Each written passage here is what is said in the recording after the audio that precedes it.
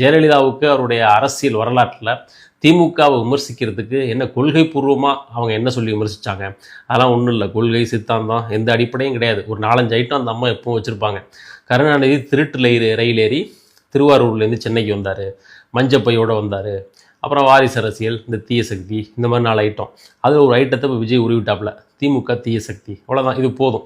இதுக்கு மேலே திமுகவை கொள்கை பூர்வமாக விமர்சிக்க வேண்டிய அவசியமெல்லாம் விஜய்க்கு ஏற்படவில்லை. அது அவருக்கு தெரியவும் தெரியாது. வச்சுக்கிட்டா வஞ்சகம் பண்ண போகிறோம் அப்படின்ற மாதிரி அவருக்கு தெரியவும் தெரியாது.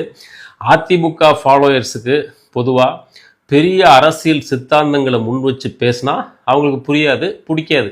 ரொம்ப சிம்பிளாக இருக்கணும். எம்ஜிஆர் காலத்துலேருந்து அவ்வளோதான் அவங்களுக்கு. எம்ஜிஆர், ஜெயலலிதா.